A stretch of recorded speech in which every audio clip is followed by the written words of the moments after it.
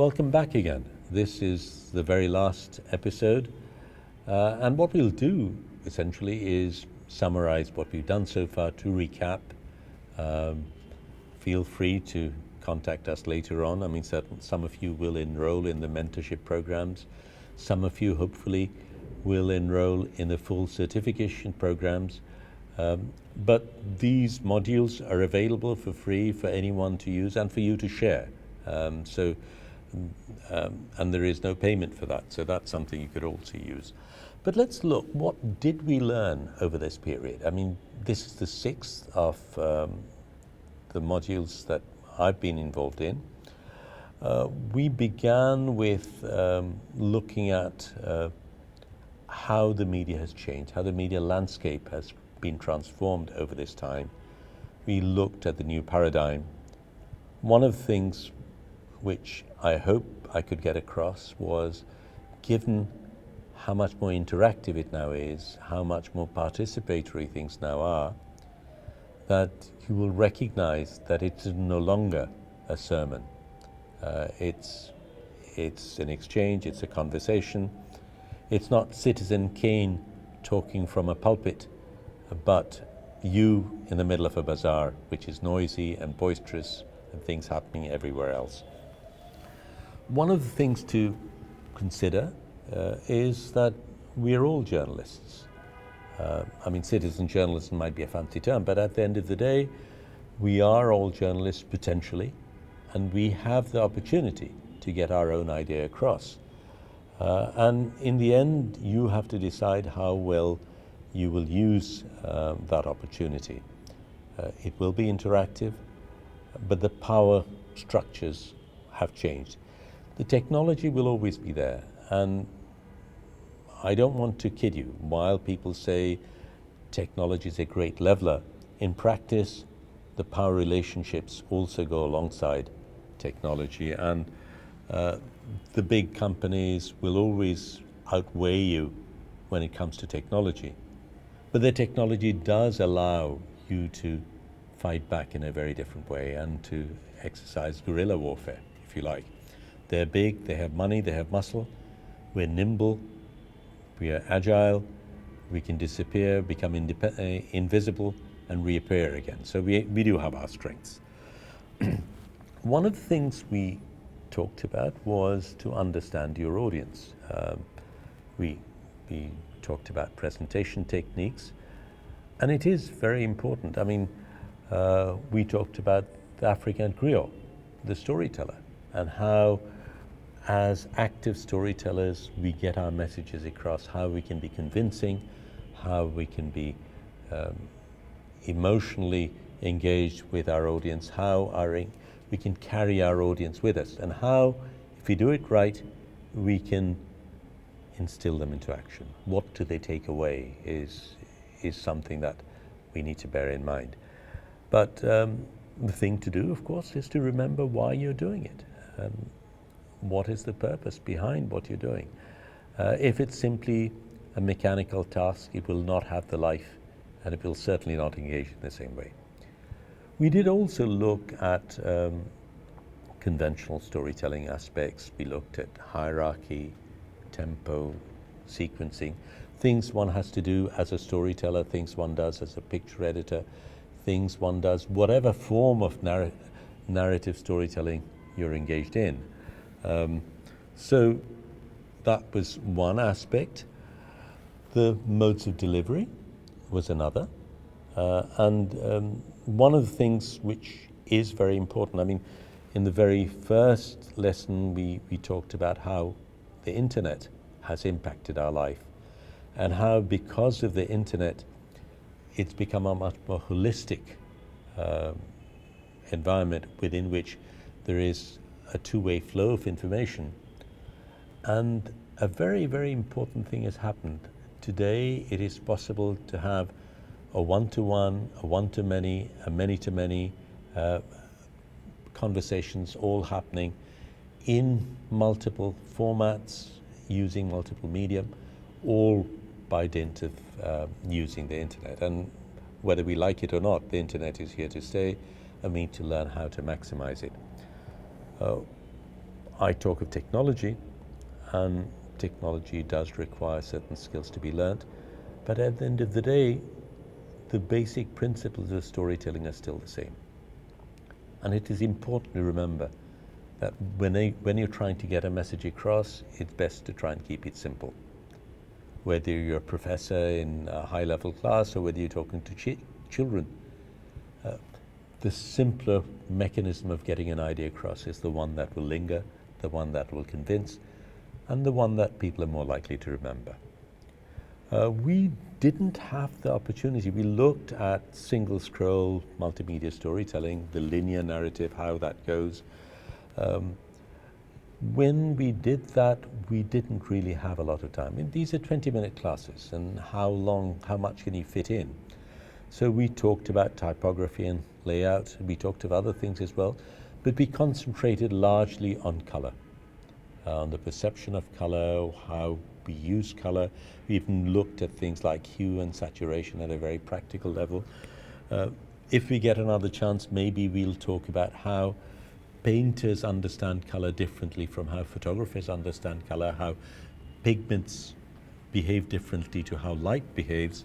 And those are things we'll talk about.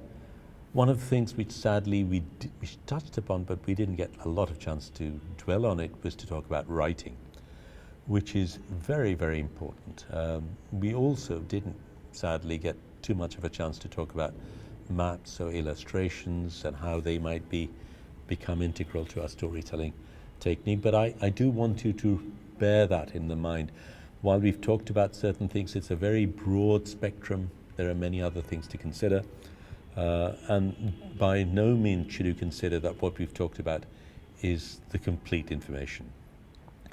We spent one session talking about 360 video, AI and AR. It's a vast subject, very rapidly changing.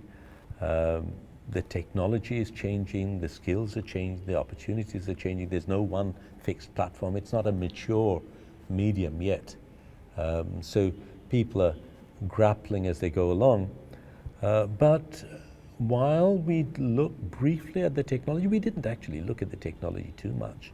But while we looked at it, one of the things that was important to remember was that the core principles of storytelling are the same, regardless of whether you use 360 video or any of those sort of things. We talked a little bit about stereo, about how surround sound is also an important aspect of this, and how that creates the perception of being immersed, how our brain responds to those signals.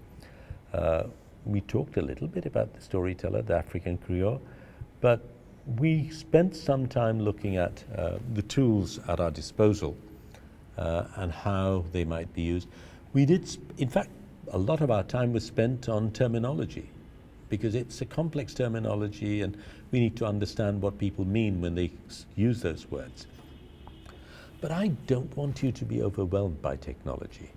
I think it is important to know what to use when. Certainly, as professionals, we need to be aware of the platforms and the hardware that we use. But there are other issues that come in, and certainly when we went into the guest talk, and I'll come on to that later, there are ethical issues relating to how this medium is used and the potential that it has. And DJ Clark did talk about that, so we'll discuss that further when we come to that. The guest lecture was with DJ Clark, an old friend of ours, a very experienced hand. But there we digressed a little bit. We tried to make it more personal. We looked at how DJ's own career path had progressed, the decisions that he made at particular times, the fact that he started using video very early on gave him an advantage, and that applies not just to DJ and us now, but early takers always have an advantage, even if the technology isn't mature, even if it's more expensive, even if they're not so good at it at that time. The fact that you were able to take an early lead gives you an advantage which you mustn't lose out. So be aware, keep on the lookout, be at the tip of your medium constantly. We looked at how immersive media, 3D, VR, provides a different perspective to storytelling, how we as storytellers, regardless what medium we use, try to bring people inside our story, try to place them right in the middle of what's happening. And this technology is perfect for that. I briefly talked about sound, but certainly it's worth remembering that in a situation like this, it's not merely static two-channel sounds, one in each ear, but when you're working in a fluid space where you move, the environment moves, and each person experiences the same story differently, sound plays a very, very important part in placing us within that space and getting our responses to what happens. What we also talked about was the politics of interaction. We looked at outdoor exhibits and how these exhibits bring about different possibilities.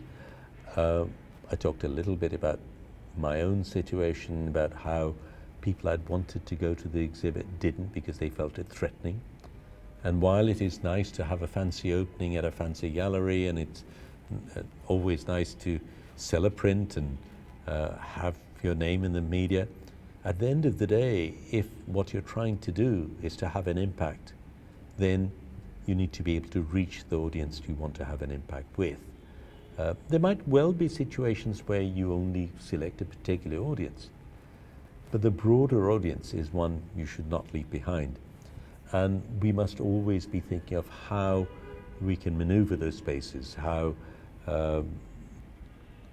different people can be excluded by the way you do things, and the mechanisms of inclusion. In that process, it's also worthwhile remembering that money plays a role. Money always plays a role. And when we have exhibits of this sort, when we have mega shows or things like that, often it involves corporate clients, often involves sponsors. And while that might not affect the show in other ways, almost invariably there is a different agenda. Your agenda might not be the same as the agenda of your sponsor. And it's worth remembering, while we need the money, while we need that support, what we are selling out in the process is one thing you should be looking at. And we spent a lot of time looking at low-cost solutions, how using ordinary means, in our case we looked at boats, bullock carts, simple prints on cheap material, how by doing that you were able to reach a very different audience, and that they engaged with the work in a very different way. These were not pristine prints in a gallery, but things you could touch, things you could play with, you could discuss, and perhaps those are exhibits that will stay long in people's memory after they're gone, whereas one of those fancy exhibits might well have disappeared. So I'd like to end with reminding you that at the end of the day, we do journalism because we want to reach out to an audience. We have a message to give out, and we are the messenger, we are the conduit for that message. At the end of the day, the person at the receiving end is the person who's important.